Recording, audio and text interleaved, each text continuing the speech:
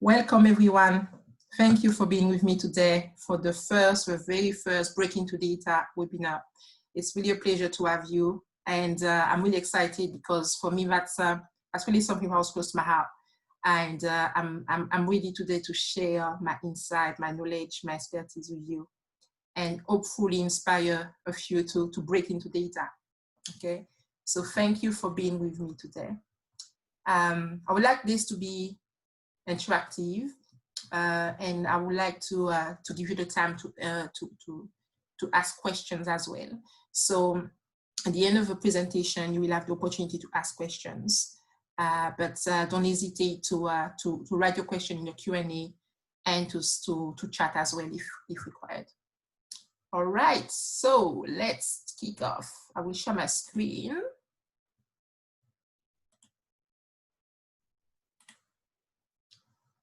Here we go. So hopefully everyone can see my screen. Let me know. Just going to check that everyone can see the screen perfectly. Let me see the chats. Awesome. That sounds great. All right then, so welcome to the first Break Into Data webinar. The first session topic is about designing your own journey.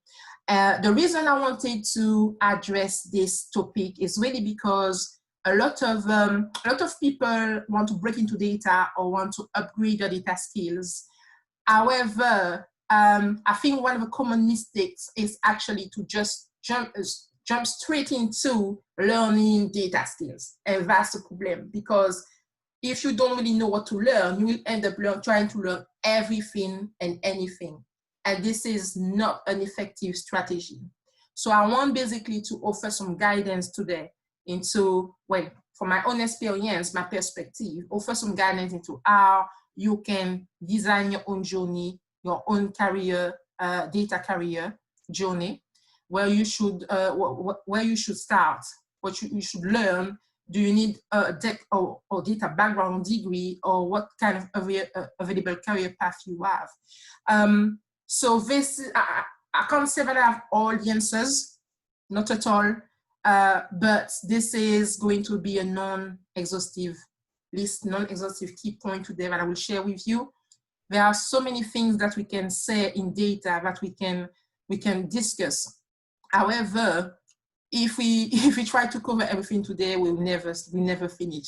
So what I want to do is really share some nuggets, some key points that you can use to guide yourself into, how you can start your own data career, or how you can get into the next level, for example, right? So we won't cover everything, like I said. However, I will provide as much as I can today, and the goal for me would be to have over Break Into Data sessions in the future. So this is just the starting point, guys. So like I said, really a big welcome to everyone here with me today. Really excited to have you. All right then. So what I want, first of all, is share my own journey. Okay, so how did I get into data? Where do I come from? Who am I really? I'm just there talking to you, but I think it's important to introduce myself and really share my journey with you, so you can understand why it's not necessarily important to have a tech background, for example. So I'll share my journey. I'll kick off. All right. So my name is Audrey Limery. I am a data strategist, an entrepreneur, and I am the founder and the CEO of Corp, which is a data strategy consultancy, and also the founder of Corp Academy, which is really a data training data training solution provider. So I'm basically trying to provide as much as I can expertise and data skills, career advice to individuals who want to break into data, want to upgrade their data skills. So really providing you some guidance so you can build your career in data. All right. So you may have noticed an accent from my voice, and if you have, you're right. I am French, and I'm more specifically from the Caribbean.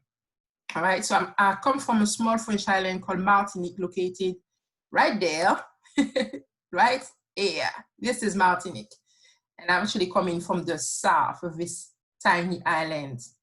So the first question I usually get when I say this is, well, what are you doing here? And that's in regard to the lovely British weather we have here, trying being a bit sarcastic. But basically, right after completing a degree in transport and logistics management in my home island, I decided to continue my studies in the UK. So I left Martinique in September 2008 to go to Huddersfield University in Yorkshire. And yes, you've heard right. I basically left my beautiful and sunny island to come and study in sunny Huddersfield. And I put sunny in quotes here. All right. So that was back in 2008. Yeah. So if we fast forward a couple of years later, I graduated from Huddersfield Uni in 2011 with a supply chain degree. So nothing related to tech at all or data. And the funny story is that I remember going to one interview right after my graduation, and they gave me an Excel test. Would you believe that I could not even do a pivot table or VLOOKUP? So it was pretty embarrassing. So my tech skills were quite at a low point at that time, but I never let that define me, and I learned from it. And basically, you probably wonder, how did I go from being not so good at Excel to being a data expert now? Well, I share my journey with you, a couple of key points anyway. And obviously, this journey was not quite linear. It was quite challenging, obviously, like for everyone. But it's been a very interesting journey and a great journey, I have to say. And I'm really glad to be a data expert right now, because really data is my passion. Okay, so after graduation, I finally got my first job, and I actually started as a supply chain analyst. So my supply chain, my background is supply chain, as I mentioned, and I wanted to combine supply chain and data, because I really have a passion for information technology. So I tried to combine both, and my very first job was actually a supply chain analyst with Subakimoto. Then I worked as a supply chain routine analyst with Boots, as an analyst with Metapack, supply chain design analyst again, GSK, being a consultant with Barlow supply chain software, and Llamasoft.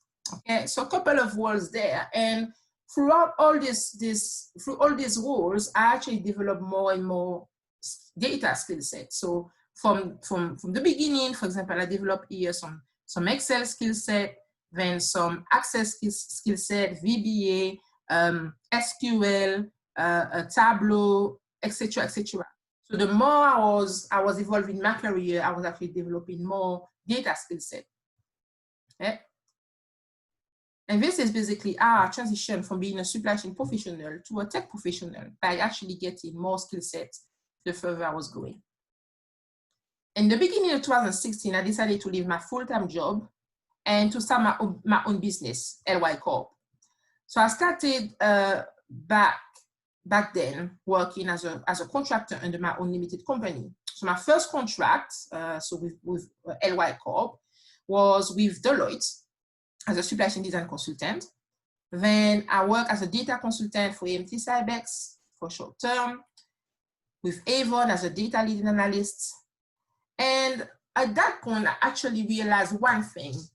The market was actually rapidly changing, and it was getting very challenging to find a next role. And the main skills recruiters were asking actually were in line with data science, analytics, and the like. So I made the decision at that point to adapt and get up skills, because if I wanted to thrive instead of surviving into this environment, I had to get up skills really. So in 2017, I decided to learn how to code in Python, and basically the platform called Udemy, that you probably know, became my best friend. I was actually learning a lot from this platform. And I bought many courses here, from Python to data science, machine learning, you name it. And I was working toward becoming what they used to call the unicorns of the 21st century, aka a data scientist. So I actually get my first data scientist gig with ABB, 2018. Then I got to do a contract with Mackesson as a data strategist, data scientist, analytics lead. And with Deloitte, I finished actually this contract in 2020, so this year, I work as a data science manager. So you can see through all these roles that I actually develop and reinforce my data skills, and I was actually developing more and more into my data skill set, getting more into data science, getting more into machine learning. And the goal for me was to adapt to the market. The goal for me was to thrive. So I went from basically being not so good at Excel back in 2011 to being a data expert now, working in data science and machine learning. So just to show you that it doesn't matter where you start. If you really push through, if you really want it, you can go for it. So, so quickly, I'm going to finish. But what I do now, I work more within the data strategy space. And like I said, LY Corp is my main business. So that's my data strategy consultancy. And I also have the branch, which is LY Corp Academy, which is a data training solutions branch. At the moment, I also work with a client as a chief data officer. And I have a new venture coming up, which is an analytics cloud app for SMEs. So that's actually something that I didn't broadcast too much so far, but this is coming soon. So this is what I do right now. And it was just to give you a small taste of what I do and what I'm about, really. Okay, so now let's kick off the main and the core bit of this webinar. Where should I start? All right, so let's say that, okay, you are progressing your career now, you want to break into data, you don't really know where to start. There's so many information out there, there's so many courses out there, but it's quite overwhelming, I have to say. I went through this and I was overwhelmed. It was for me difficult to put the pieces together. And later in my career, I actually realized that, like I said earlier, you don't need to know everything. You don't need to just get everything. It's really boiling the ocean. What you need to be is strategic, specific, and really focus on your goals. But before that, you actually need to realize where you are at the moment, okay? So in order for you to design your own data journey, the first thing you need to do is assess where you are right now, okay? You need to assess where you are, determine, okay, what is my current level? What is my level of data literacy, for example? So this is where I would start. Then I would say that you need to determine where you want to be and why. So define your goals, what really you want to achieve, okay? Your aspirations. And from those 2 points, you can then define a strategy to help you define your data skills roadmap, so your learning roadmap in order to achieve those goals, okay? So first assess where you are right now, determine your goals and your aspirations, then define a strategy to help you draft a data skills roadmap. So let's dig a little bit further into those 3 points. So in terms of assessing where you are, I would say that you need to assess your data literacy. This is quite important because now they're actually considering data literacy as being as important as reading and writing, which means that it's very important because right now we are living in this digital world. And if you can read data, if you can understand data, you are likely to be left out. So it's very important to understand your data literacy level and really assess it so you can then progress further. So what is your level of data literacy? You determine where you're at data-wise. Can you read and understand data? You know different data types, etc. So that's going to be very helpful to you if you do this. And once you assess your data literacy, that will actually help you assessing your data skills. That will be basically giving you direction and focus into, okay, this is where I'm in the moment and what kind of data skills I have right now. So assess your data skill, make an inventory of your different data skills. Am I good at Excel? What can I do? Am I good at business analysis? Am I good at SQL? Whatever you can do right now, list it, make an inventory. That will actually be very helpful later on in identifying what you need to do, what you need to learn. And assess your career status. So what are you doing right now? Do you want a career change? Do you want to learn a new job? Do you want to stay where you are but apply some data skills? Try to determine where you are right now, your current career status. I think that will be very helpful as well to you. So then, once you assess where you are, I think the next step is really to determine, like I said, determine where you want to be. So your goals and aspiration. What kind of level you would like to reach, for example. So define that, define your goals and aspiration. Then identify your strengths and weaknesses. Okay. You need, I think that's a very good exercise to do because, okay, I can say that. So let's say that you want to perform, you want to do data, you want to become a data scientist, right?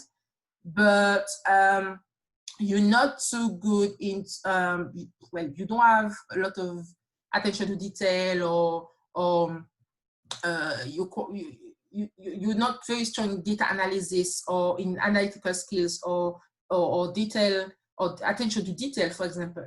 It's quite important to know those kind of things so it can actually help you know, where should I go, what kind of things I want to achieve, what kind of career I can do with my strengths and weaknesses. I think that will be helpful for you to make an inventory of that and really realize your goals, yes, but why you want to do something. So why exactly do you want to for example, become a data scientist? That's very important because some of us will actually just jump straight into, okay, I want to be a data scientist, I want to be a machine learning engineer.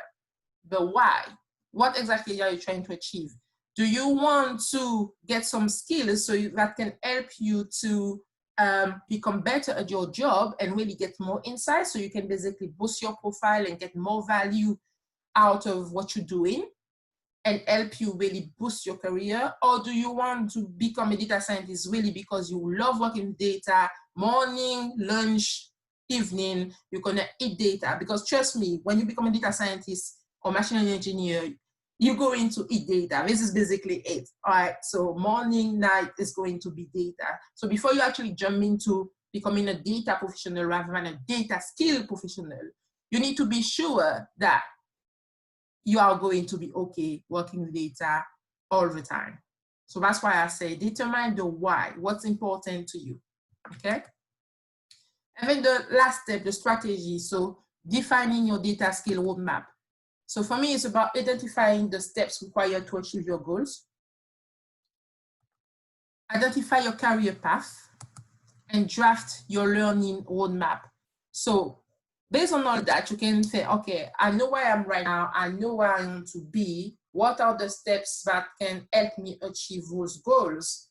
And you can then focus on identifying what data skills you need to get in order for you to achieve those goals.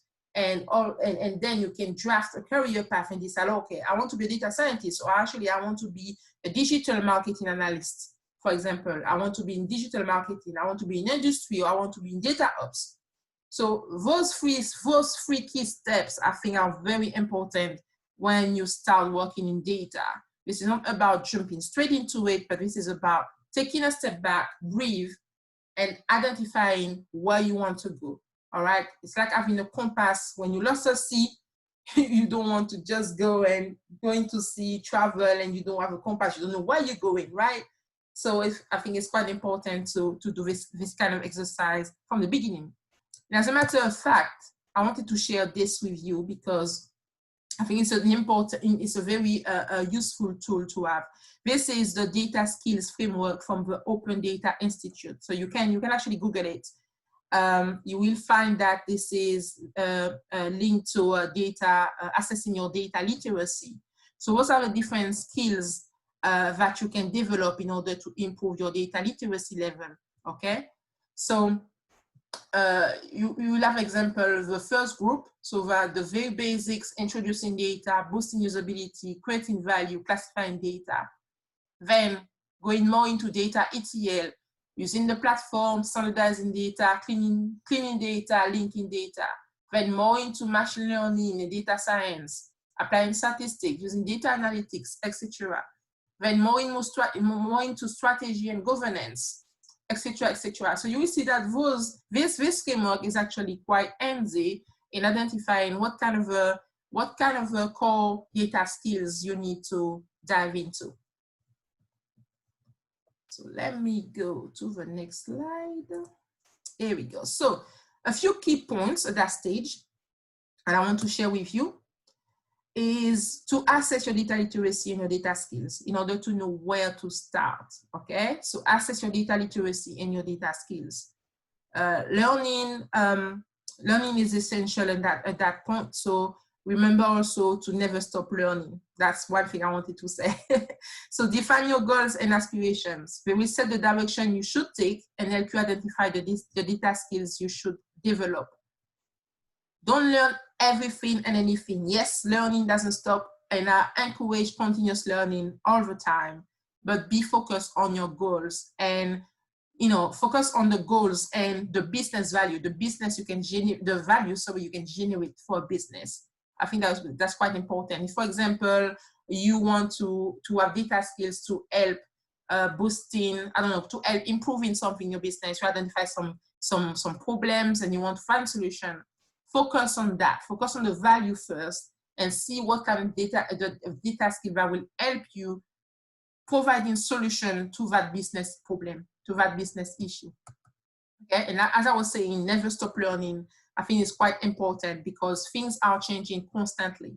The market right now is very fast-paced. So it's very important to never stop learning, but always focusing on the areas, the main data skills that will help you achieving your goals. And for me, like my last key point is about finding what you're good at and what you love doing. Like I was saying, there's no point in trying to be a data scientist if you can't, you have trouble working with data every day, because 5 years down the line, you will be bored and you won't enjoy it. So really make sure that what you choose to do is really something that you enjoy doing. All right, so we're getting into the second part, which is, do I need a tech background or degree? And I think we have a question, let me see. Talia is asking, does one need to be very proficient with math in order to be a successful machine learning engineer or Python developer? Okay, so in order to be a machine learning engineer, I think stats and maths are important. They are very important, I would say. In order to become a Python developer, however, probably not as much as if you want to be a machine learning engineer or a data scientist. So it's really depending on what you want to be. As a Python developer, you just need basically to learn Python programming and how to, the Python programming language really, and you know, algorithm and those kind of things. So math is important at some extent, but not as important as if you want to be a data scientist and turn data into insights. So I would say that being proficient in math, I can't say that I'm proficient in math, but I know enough math and statistics for me to do my job.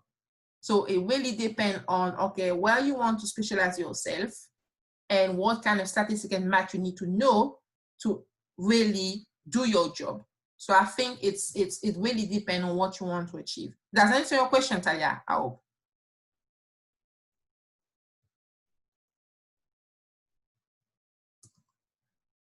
You see, just make sure that the question is answered. Awesome, perfect, perfect. Cool. All right, so let's move. I think I saw a hand. Or everyone's okay? Have you any more question at that point? I think we're good. Perfect. I think you can keep moving. All right. So do I need a tech background or degree? I think this is a common question when, I mean, especially for graduate and people who want to break into data.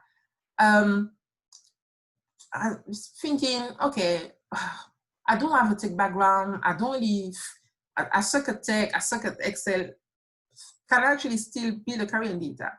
As I mentioned earlier, my Excel skills were quite low when I started, okay? So there's no excuse here. If you really want to get into data, you can, regardless of your background. A background is not important. You don't need to go to university. The background is important, don't get me wrong, but you don't need to go to university to do a tech degree or data degree to get into data. That's what I'm saying. And for me, a background is very important. However, if you don't have a data background, a tech background, it's still very important, and I will show you why. So no, to answer the question, you do not need a tech or data background to get into data. Absolutely not, because we live in the digital world. Data is absolutely everywhere. And as data is taking an increasingly essential place in our lives, the demand for data skilled professionals, not just data professionals, but data skilled professionals, is increasing as well. And it will be nearly impossible to close the data gap if we rely solely on professionals with tech or data background, data degree, okay? So I think you can still build a data career even without a tech or data background. And remember when I started my career, like I was mentioning earlier, my test skills were quite low, right? So that didn't stop me from becoming a data expert today. So your current level should not stop you achieving the career you desire. But I will go even further. I will say that you need to use your background, your non-tech background and your non-data background. You should leverage it to your advantage. So what do I mean by that? Whatever your background or industry, I think you can improve your data literacy. By improving your data literacy, you can get upskills. So improve your data literacy, get data skills, and apply it to your own work, okay? So leverage your expertise and become a data specialist in your own field. Companies now are, when they are recruiting, I think they are looking for candidates who can bring more value to the organization or the project they are working on. So not only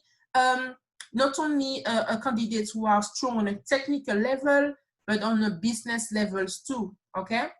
So developing, I think, a good business acumen and having a specific non-tech or non-data background can, I think, work in your advantage. So do not disregard your non-tech or non-data background, but use it to your advantage. Use it to become a data skilled specialist in your own field. So I'll take an example. A supply chain professional can get data skills on the job and later become a data professional. So I told you my own journey. That's actually my own story. I have a supply chain background, but it's my passion for data that has led me here today. And my supply chain expertise combined with my data skills make me uniquely positioned to operate in supply chain analytics, for example. So your background is a strength as it positions you as a subject matter expert able to tackle a business problem with a valuable perspective. So as I said earlier, leverage your own background. Wait 2 seconds, I think the laptop is frozen. I want to make sure everything is fine. Wait 2 seconds. If you take issues, sorry guys. Here we go. All right, let's go back to this one. Yes, so one key point I want to mention as well is one thing, but one of the best ways to actually differentiate yourself from others also is to showcase the value you can generate for a business, okay?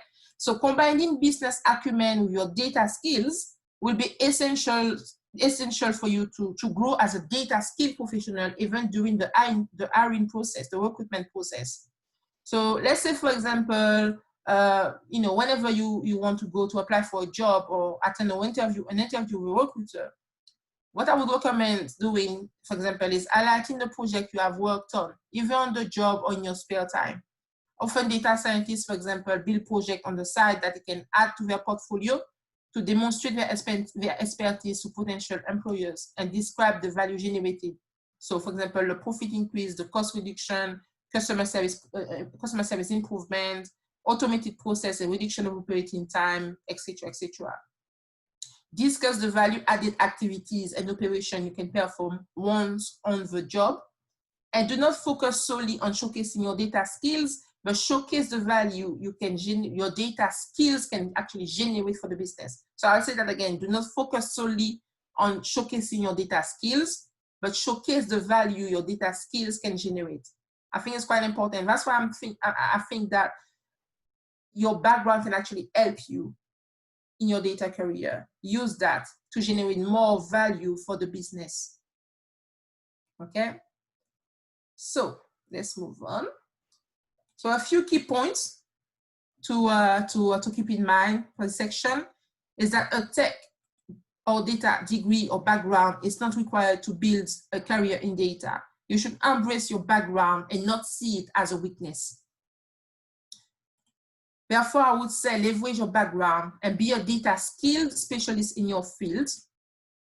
Identify opportunities to use data and analytics in your line of work or study.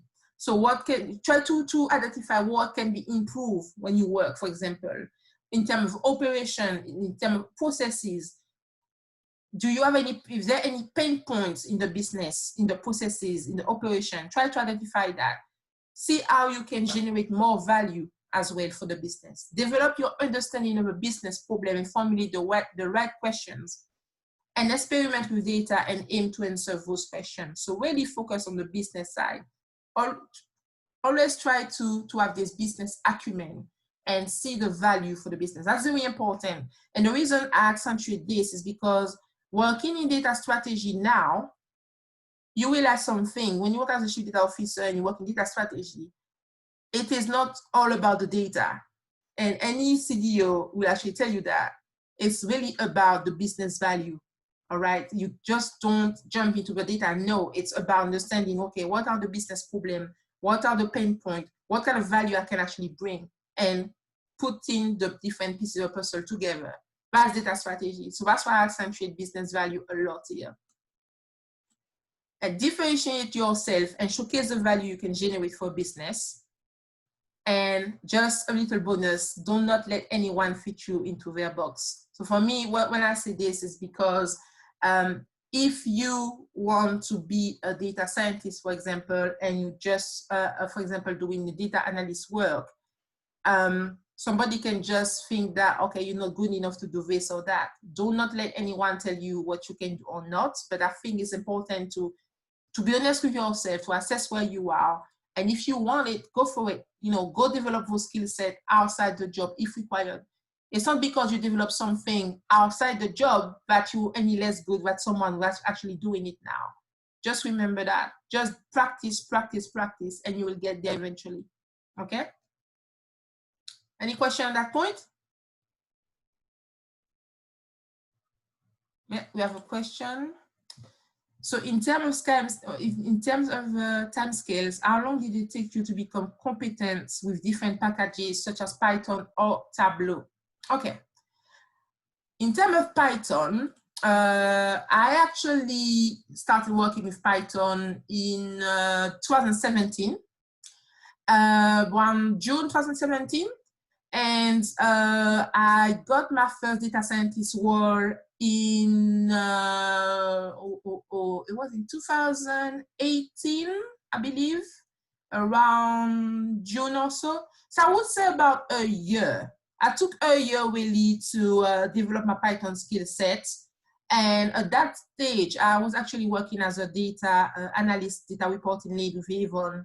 And I was basically just developing my Python skill set, developing my data science skill set, really learning, and taking as many courses as I could on Udemy.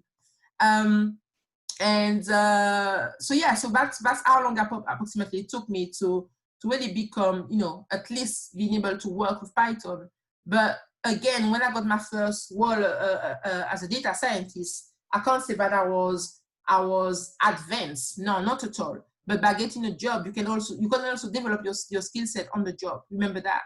And I think after each role I was taking, I was developing more and more my skill set, because practice is important. If you don't practice, you actually sometimes you can lose your Python skills. But in terms of machine learning, I think that's the question. Let me go back to the answer. Oh no, you're asking for Tableau. For Tableau, I started working in Tableau in 2013 on the job as well. So I learned Tableau on the job. And I think again, it depends on everyone. It depends on how much time you put into it, and that goes for Python as well. How long you take to, how much time you take to practice it, to learn it. So it really depends. It could be for months, it could be for months, it could be years, but it really depends about on your pace and on basically so the effort you put in, really. I hope that answers your question.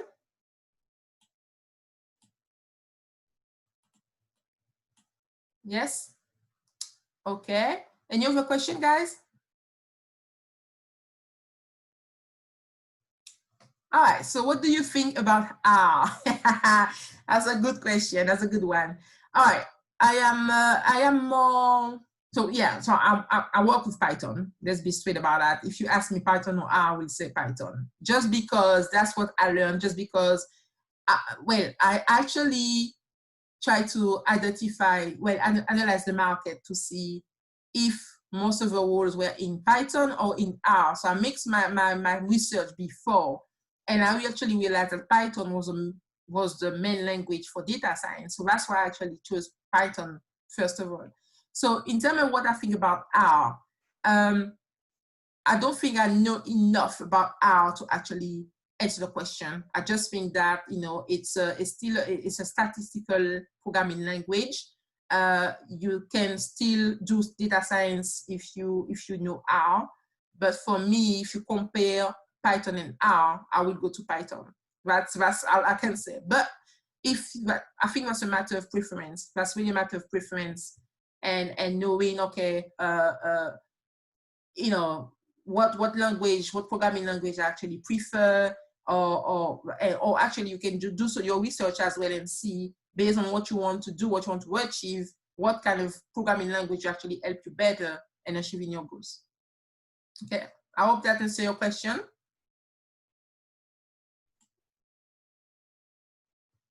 So I think, okay, Manuel, I think I agree with what Audrey said in regard to focusing on delivering value to organizations. I believe it's really less about the language than the best approach for the task or project. What do you say about that, Audrey? Yes. So yeah, again, that's true. It's really about what you want to achieve. As I was saying, it's really what you want. What are your goals? What you're trying to deliver, and the programming language will be a tool to help you actually deliver that. So the programming language, in itself, is not the biggest point, but it's really about, okay, what you want to deliver, and then the programming language become a tool, and that's basically based on your preference. So I actually agree, Emmanuel, absolutely. Next question. What industries, sectors do you envisage will see the biggest growth in data science, data analytics, machine learning, investment, and roles? Wow, good question from Josh. All right, so I think, I would say fintech. So financial sector, fintech. I would say supply chain is coming. I think supply chain is underexploited, but I think that potentially that could be boosted with machine learning. So besides fintech, digital analytics, that's big. That's really big at the moment. It's already, people are already conscious of the fact that they need data to know their customers, to know their audience. So digital analytics is a no-brainer. You need analytics, you need data science in there to really, scale your business, to really get more sales, to really know your customers, to retain your customers, to decrease your churn rates, right? So digital analytics, marketing, no-brainer.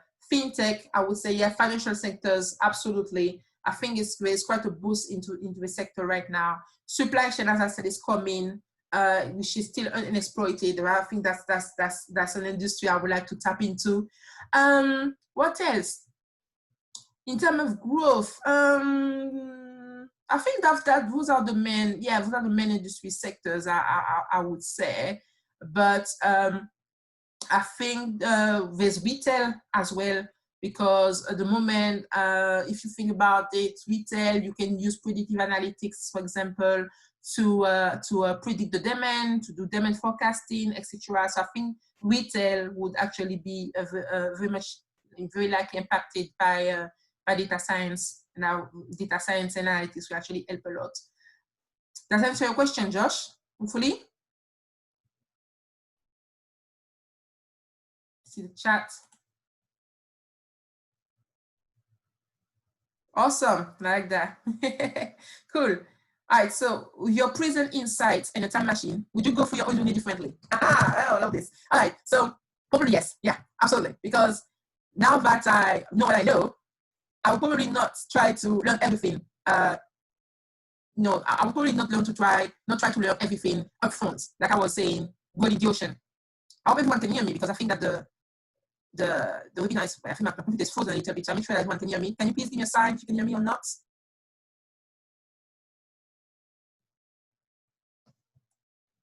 Not sure if you can hear me, guys. Let me make sure that everything is okay. Can you hear me? Can everyone hear me? Give me a thumbs up. Let me see. Yes, you can hear me. Okay, perfect.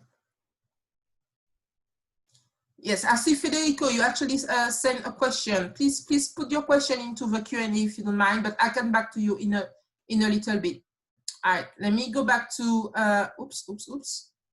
Let me go back to Jerome question. Yes, so with your present inside Enter Machine, would you go through your own journey differently?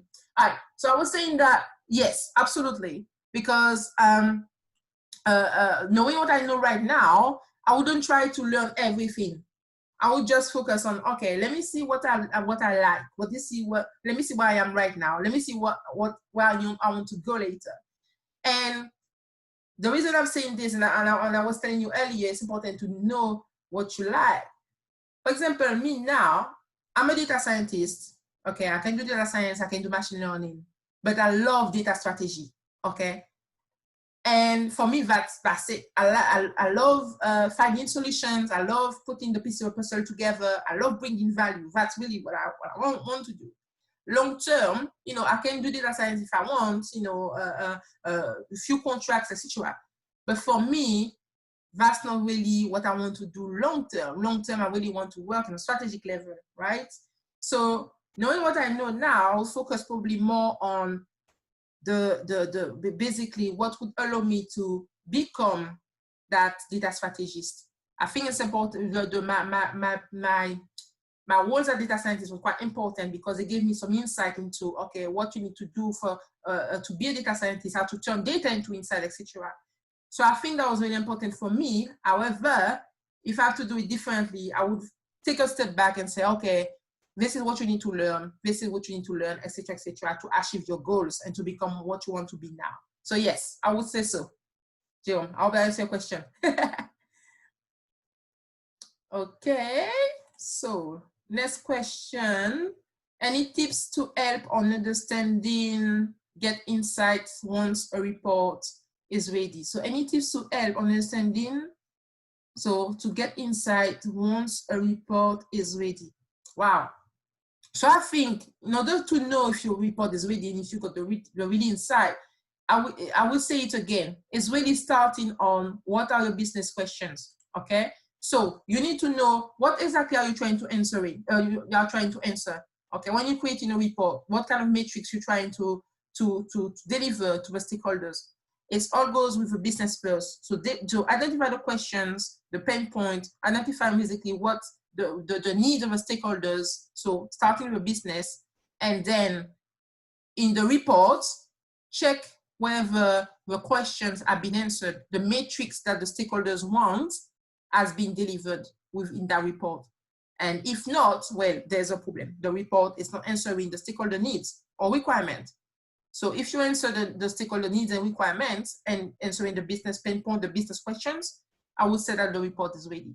But it's really about logical thinking, analytical thinking as well. I would help you determine that. Okay, I hope that answers your question, Renata. Cool. Okay, so that's fine. Let me see. I think there was another question in the chat. So Federico is asking, I would like to ask about Click.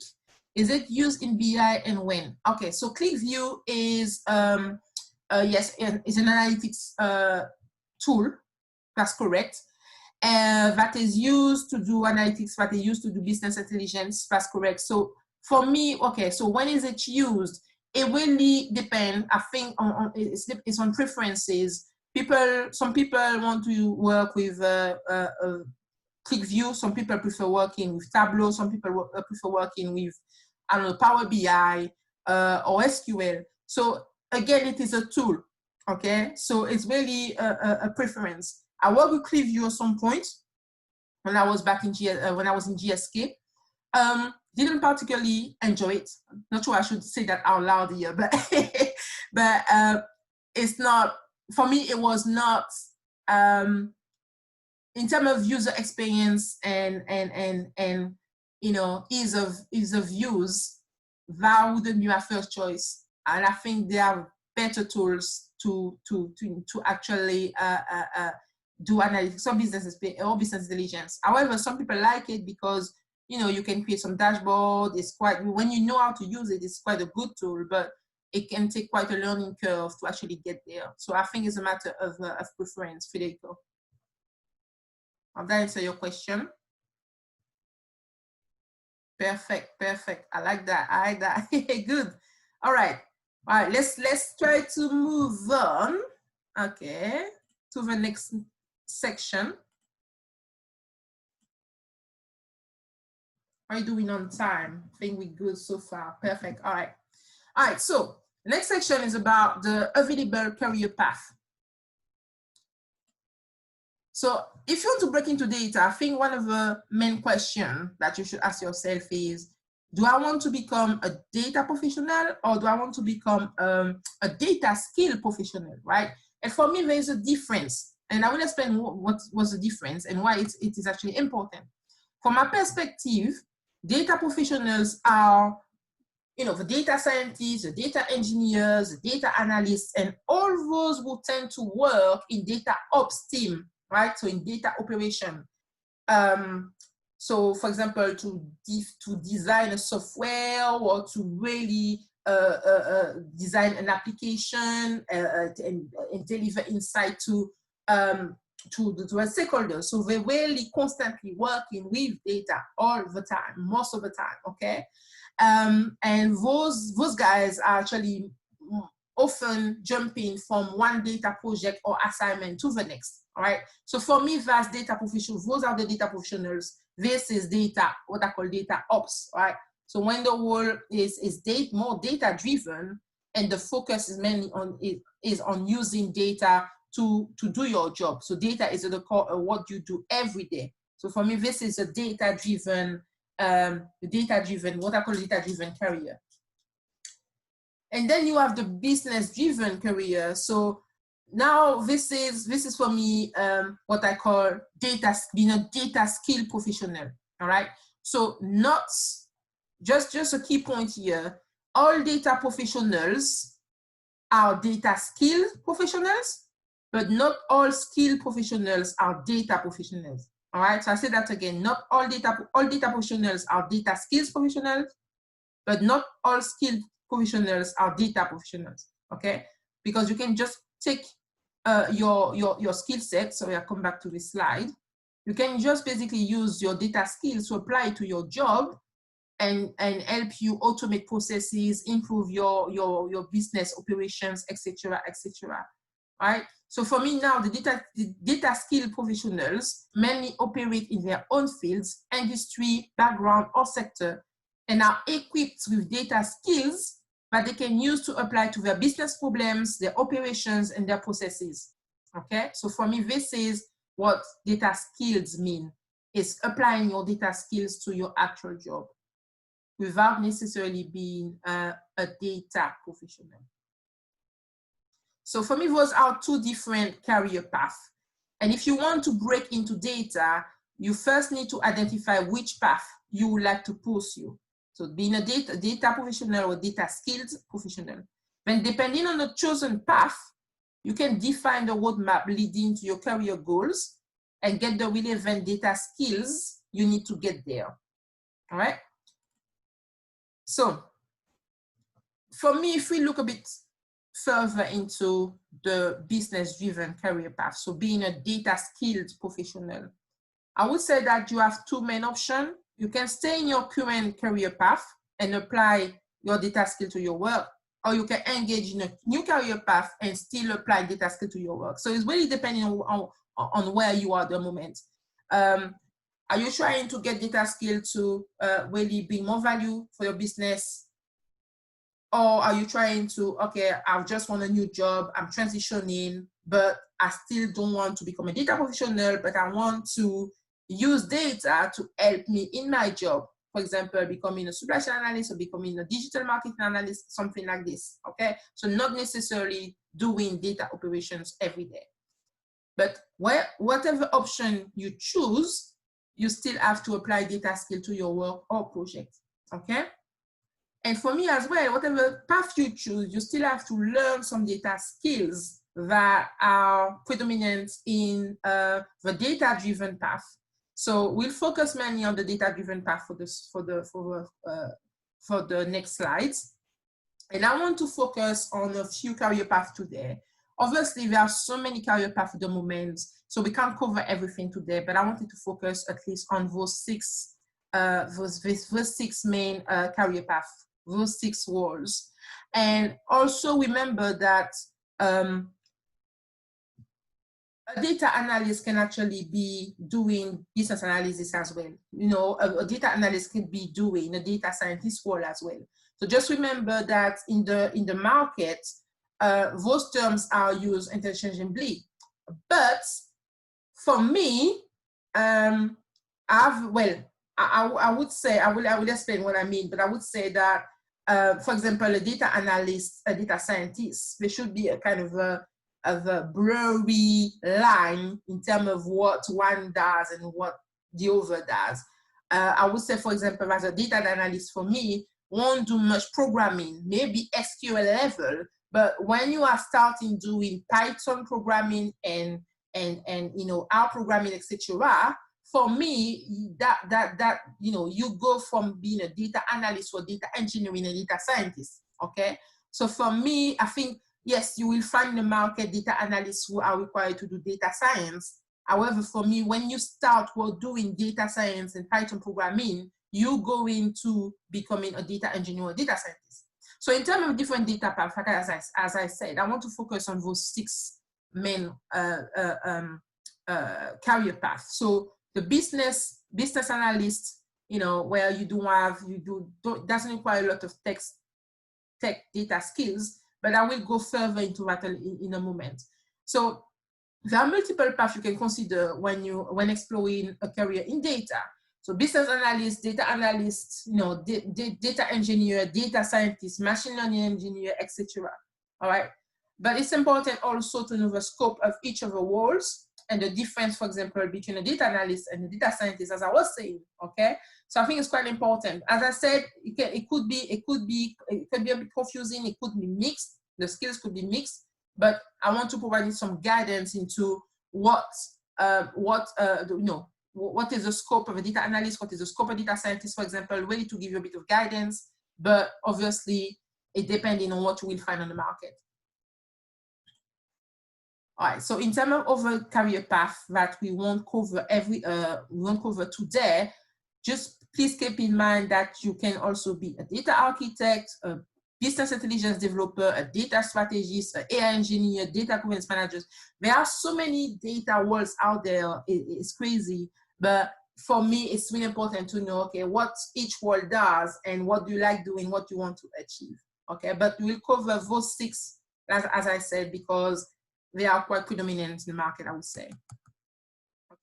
So once you identify your path and your role, what should you learn? Okay, so let's start with business analyst path.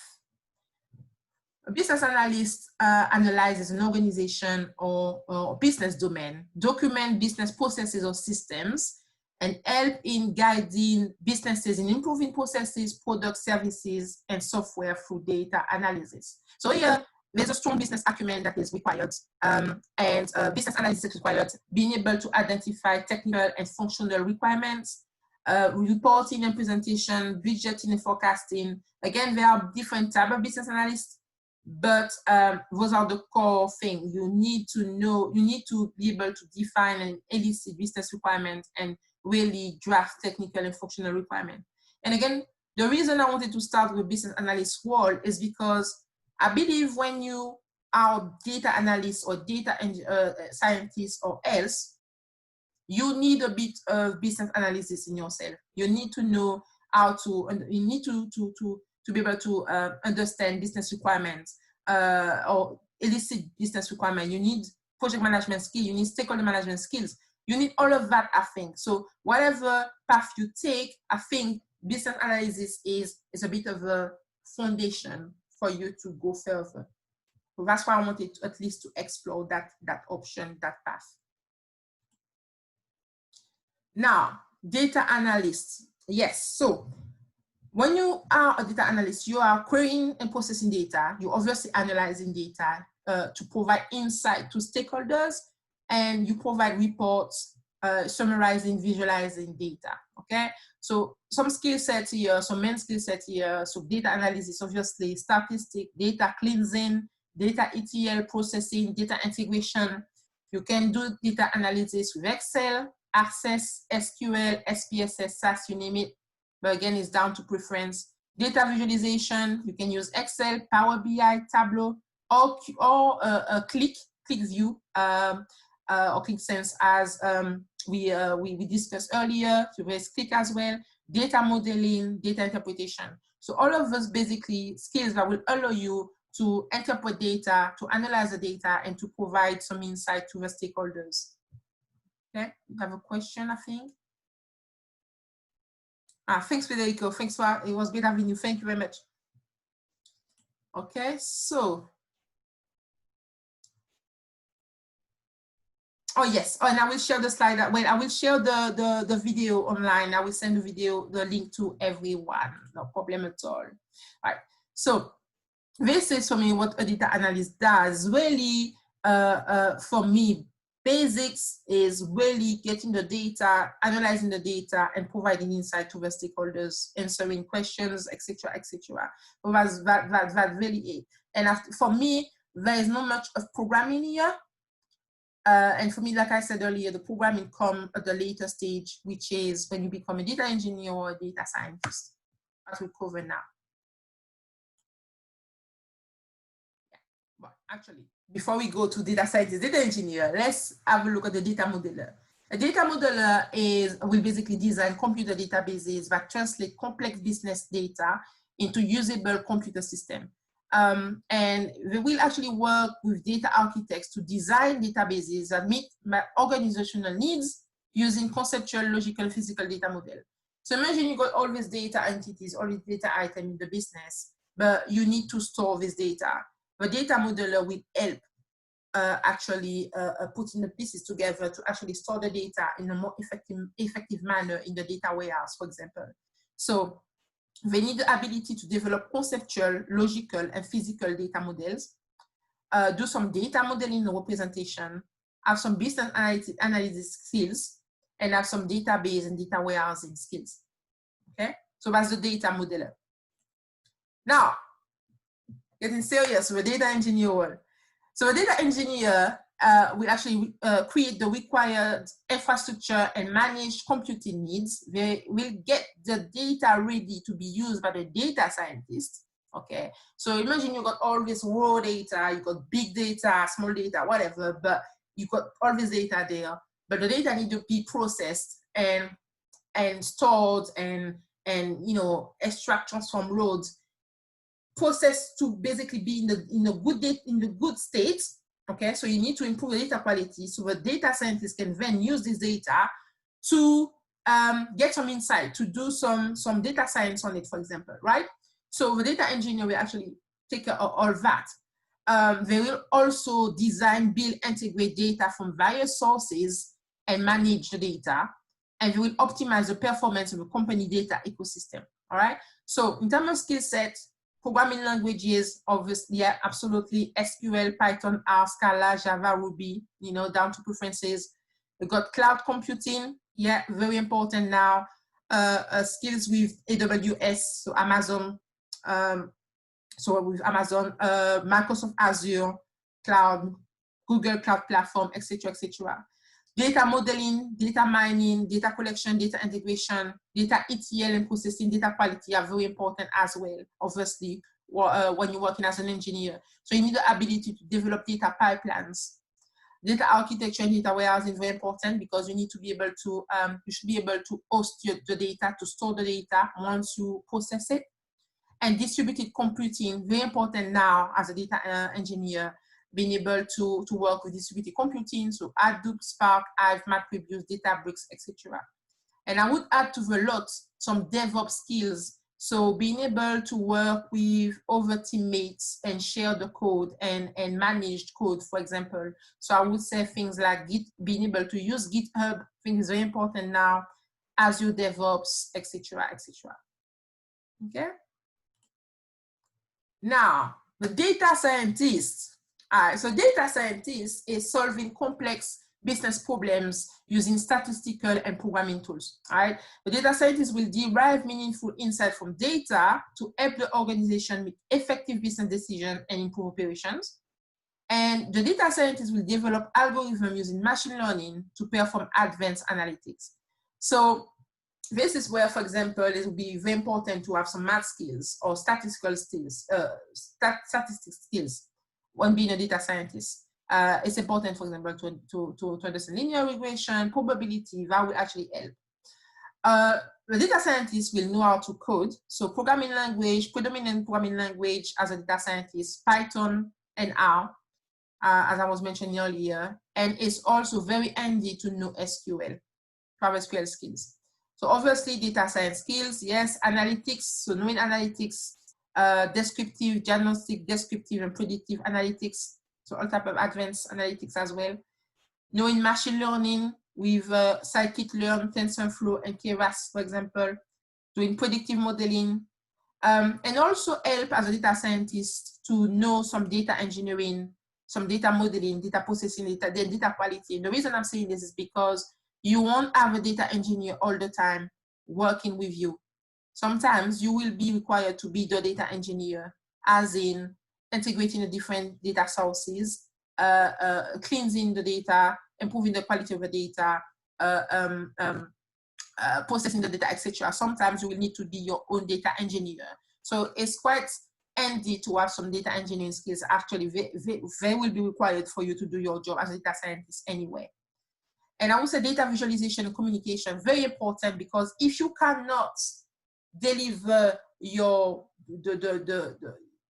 output and the insight to your audience, that's a problem, because you don't always great work, you turn the data into insight and then you cannot deliver it. It's important to know data visualization, to know data storytelling, for example, and adapt your message to the audience. You have to remember that stakeholders are not as technical as yourself. So when you deliver a message, you have to learn how to deliver it, to adapt your message to the audience, how to deliver a presentation, to make sure that you get only the insights that are necessary, that are required to the stakeholders, that are useful to the stakeholders. I think data visualization, communication are very important as a data scientist. And obviously, DevOps skills, as I was mentioning earlier, very handy nowadays, with GitHubs, Azure DevOps, etc. Okay, so just this quickly, just showing here the different kind of skills, different kind of tools you can basically use when as a data scientist in your toolbox. So to store data, I was talking about SQL, so MySQL, you got Hadoop, MongoDB, you got Spark SQL. So a data scientist learns so many skills. And like I was saying, you can never know everything as a data scientist. That's why I'm saying that if you start as a generalist, don't learn everything. Start as a generalist, focus on the value, learn how to do more stuff and more stuff, develop your portfolio, and then by developing your portfolio, you will learn more and more skills. And at some point, you may identify something that you like doing, such as NLP, for example, or more classification, and that will actually help you being specialized, specialize yourself in a particular area of data science or machine learning. Okay, so as I said, don't try to learn everything as a data scientist, but focus on what you can deliver, focus on the value, and then you will develop your skill set this way. Okay, now, machine learning engineer. So the machine learning engineer will solve complex business problems using statistical and programming tools, will develop programs and algorithms using machine learning, apply AI strategy and solution, and be a subject matter expert in their subfields, such as NLP, for example, or deep learning, etc. So I think for me, machine learning engineer, would be a cross between the data engineer and the data scientist, but mostly focusing more on the algorithm, okay, on developing the algorithm, developing the programs around machine learning and using machine learning and using deep learning, okay. And for those who don't know the difference between AI, machine learning, and deep learning, I wanted to put this here. So basically, artificial intelligence is the main big umbrella, if you want, okay? So artificial intelligence is a big umbrella. And in artificial intelligence, you have machine learning. And so machine learning is a field of artificial intelligence. And deep learning is a field of, if you want, the field of machine learning in a sense, okay? So the more you go, the further you go down here, the more specialist it becomes, right? So deep learning being a subset of machine learning being a subset of artificial intelligence. And in terms of skill set, I think that you will need mostly the skills that are required to be a data scientist, definitely. So programming language, Python, SQL still mainly, statistics, advanced analytic skills, so predictive, prescriptive, cognitive even, machine learning, deep learning, reinforcement learning using scikit, for example, scikit, TensorFlow, Keras, and also distributed computing. So sometimes you'll be required to be an engineer as well. So do what the data engineer does. So it's actually handy to know distributed computing, cloud computing, and DevOps skills as well, as I mentioned before. So just a little snippet. This is basically presenting some type of machine learning. So you have supervised learning, unsupervised learning, semi-supervised learning, reinforcement learning. We won't have enough time to cover everything, but I at least wanted to show you a different type of machine learning, what you can do with it. For example, supervised learning will help you do some housing price prediction and medical imaging classification, right? Unsupervised learning will help you do some customer segmentation or some market basket analysis. Semi-supervised learning will help you do some test classification or do some lane finding or GPS data clustering. Reinforcement learning will help you do some optimized marketing, or we basically help with driverless cars. So there's a big field that's important here that is on there. It's mostly NLP, natural language processing, but that's mainly associated with test classification anyway. So NLP is quite an important machine learning area. So I just wanted to put this slide here, just in case you want to know a different type of machine learning that could be quite handy. And then this slide here is actually showing the difference. So between data analysts, machine learning engineer, and data scientists, just showing as on a high level some main skills that are required for those, for some common main skills that are required for those roles, and whether or not those skills are quite important according to the role. So you will see that obviously as a data scientist, you will need most of the skills on the left, definitely. And I concur because as a data scientist, sometimes you will have to be a data engineer, sometimes you have to be a machine learning engineer. So basically as a data scientist, you can do things end to end. The data engineer will work less, for example, on data visualization and communication. That will be more the data scientist with that, or the data analyst. And the machine learning engineer will be doing less of data wrangling, for example, because we will be focusing more on developing data intuition, on statistics, or on developing algorithm. Okay, so I hope that helps. Bear with me, I think the laptop is frozen again.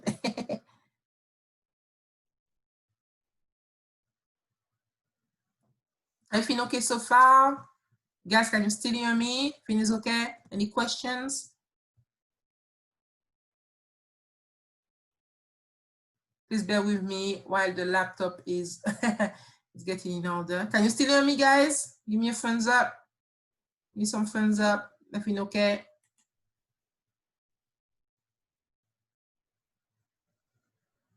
Yeah, perfect, perfect. Okay, let's continue. So this slide here really is presenting the different, some learning tools that can help you develop your data skills. And you will see that I put Google here. Yes, I dared put in Google because Google is an amazing platform to learn. You can just type anything and you can find stuff. Okay, so I wanted to be clear about that. We as data scientists, you know, when you start being, when you start as a data scientist, sometimes you're thinking, am I good enough? Am I actually good enough to start being a data scientist, go on the market and find a data science role? Or where should I, how do I know what I know enough? And do I need to know everything? And actually, you will notice that a lot of data scientists will tell you, you don't need to know everything, as I was saying, but you can go and Google stuff. Even now, I'm still Googling stuff. Google is your best friend when you work as a data scientist, for example. So do not be afraid to go and look for answers, because again, you will never know everything. You will never keep everything in your mind. That's impossible. Plus, things are starting to be automated. Now you have, for example, AutoML. So some things that are required for data scientists to do will become automated at some point. So you do not need to know everything. You need to know, however, how to put the different pieces together and bring the value. So Google, definitely. Stack Overflow will also be your best friend. Definitely. A lot of us, when you work as a data scientist, we spend a lot of time on Stack Overflow. If you need to find answers, Google and Stack Overflow. And in terms of the online platform and learning platform, as I was mentioning, Udemy is a very good tool to learn. This is basically where I learn most of my courses. Data Camp, you got Udacity, you got LinkedIn as well. So it's really a matter of preference, what online platform you want to use. But I think there are a vast amount of resources out there for you to pick. Okay. And as a bonus, as I said, I use mainly Udemy as a learning platform. So what I wanted to do is give you a few suggestions and recommendations in terms of the data courses, the courses that I actually learn on Udemy. So just a few recommendations if you feel like in regard to certain data areas. So I actually put this slide together. And you can go on Udemy, find those names. I think Jose Portilla is a very good trainer. He explained very well. So he worked for me, may not for everyone, but I recommend him definitely. So Jose Portilla and Kirill Eremenko is a very good one as well. He worked with a French guy called Adeline Depontive, I think, yeah. So those are the courses that are mainly used for data science. You can see I put R in data science as a recommendation. I didn't actually do this course. I bought it, but I actually didn't do it. I mainly did Python. But you can definitely go to those guys, to those courses, if you want to learn Python, if you want to learn Python data science, R data science, machine learning. Additionally, if you want to learn deep learning, you can go to TensorFlow courses. So you can take some screenshot, guys, or some pictures if you like, but I'll also share the link to the video later on by email, so you can review, you watch the video. So you can see TensorFlow courses, deep learning courses, natural language processing. So if you want to do some text processing and text classification, natural language processing, this is what you need to learn, because you cannot, if you don't use natural language processing first, you won't be able to process text. So that's very important. If you want to work with text, learn how to do natural language processing. Then statistics. Those are the courses I remember, that I recommend, that I suggest for statistics. So probability and statistics for business and data science from Jose Portilla still. And Audrey Limery as well as a good one, which is statistics for business analytics and data science. And in terms of data visualization, you got data visualization and Plotly and Dash. Plotly and Dash, those are very good tools in terms of data visualization with Python. So I definitely recommend learning this, or using Tableau as well. So this is the course, Tableau 20 Advanced Training with Audrey Limery. And web scraping. So web scraping is when you want to scrape data off websites, off the internet. So if you want to learn how to do web scraping, I recommend this course. So that basically helped me to learn web scraping. If you want to do some website design, for example, design some framework, design some website, I recommend, with Python anyway, I recommend Python and Flask Bootcamp.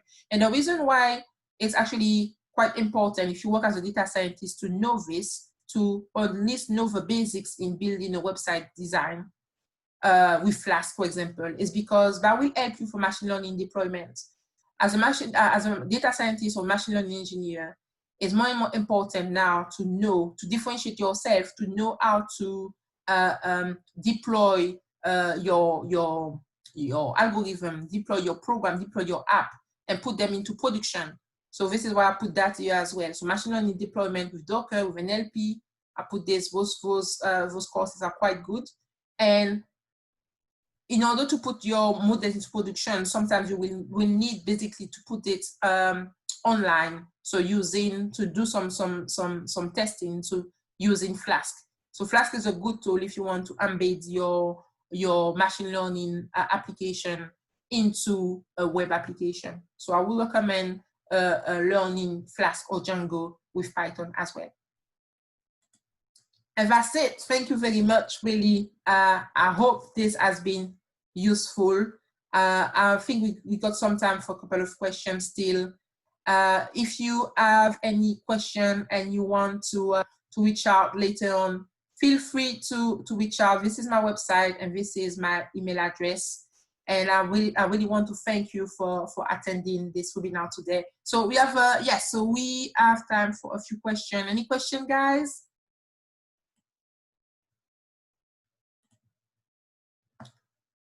Any questions so far? Yeah, Q&A. Wonderful presentation. Jerome, thank you very much. Thanks, Jerome.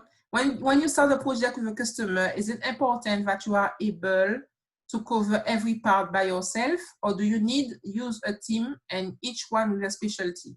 Right, so, all right, so I would say that it depends. All right, if you are working with a small business and, for example, it's a very small project and you feel that you can cover everything, feel free. However, if you're working on a bigger project and with a big organization, I wouldn't recommend do everything, obviously. You cannot cover every part by yourself. I think it's mostly recommended that you have, that is actually a team in place. Some people will be project managers, some people will be data analysts, some will be data engineers, some will be data scientists. So you can have a team, but actually, each person cover as responsibilities and cover a part of a project, right? So it depending on the size of a project, obviously, depending on what you're trying to do. If we're working just like a micro business, obviously, and you can do everything yourself, great. But obviously, on a normal project, a normal size project, I think a team is better to have a team. And each person that who could actually contribute to the team and bring value to a project. Does that answer your question, Jiwon?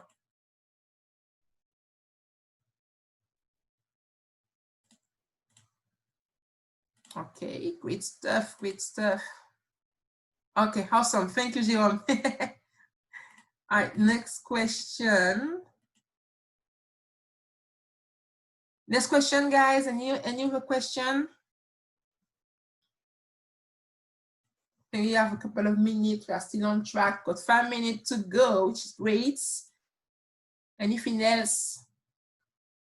Feel free, guys. I'm here to share with you. So feel free to ask any question if you like before we finish.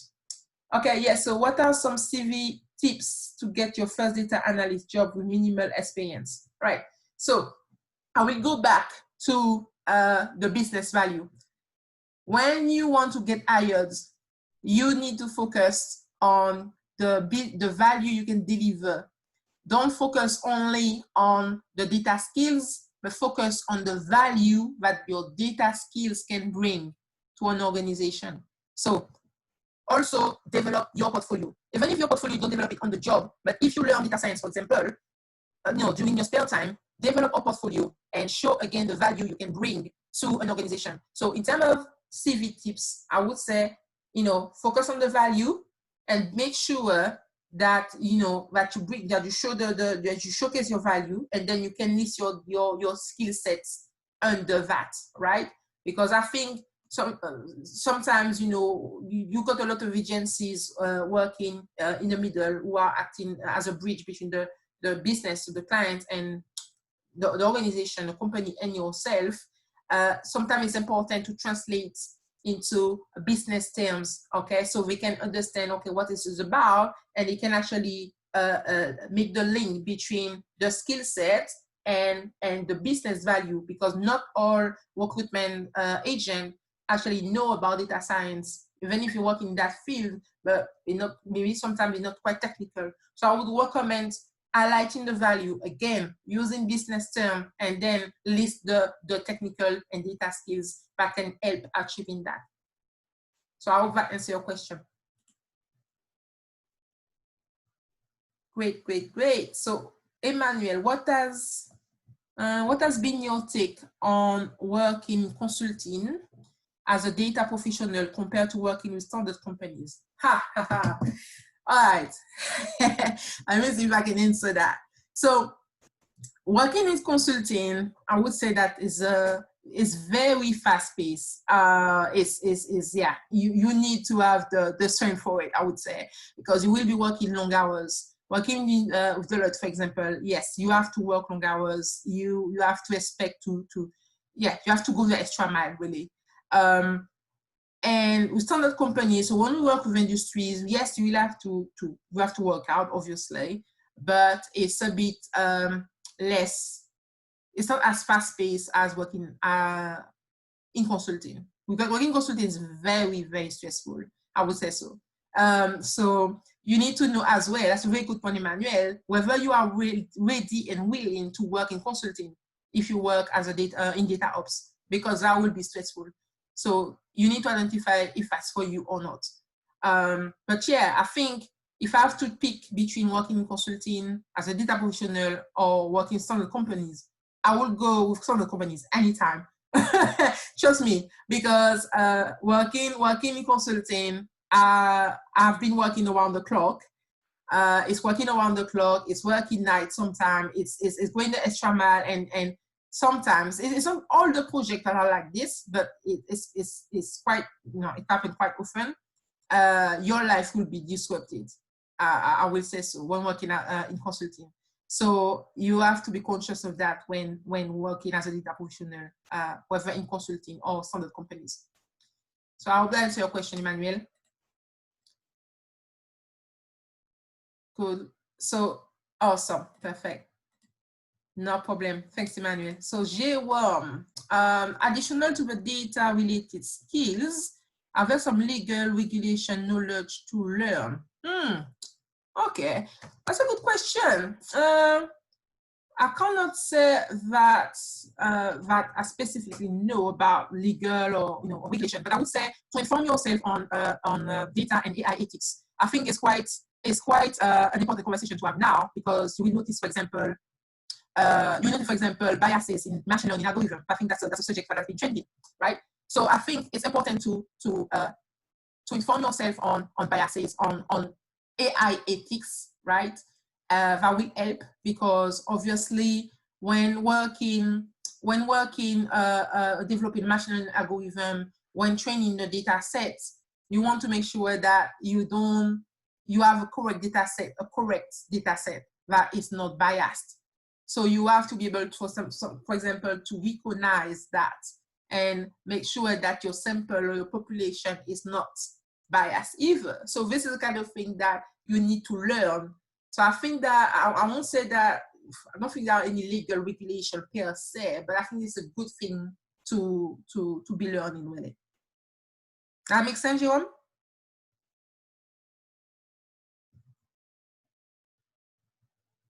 Perfect. All right, thank you. All right, so Francia is asking, have you think about part 2? I like that.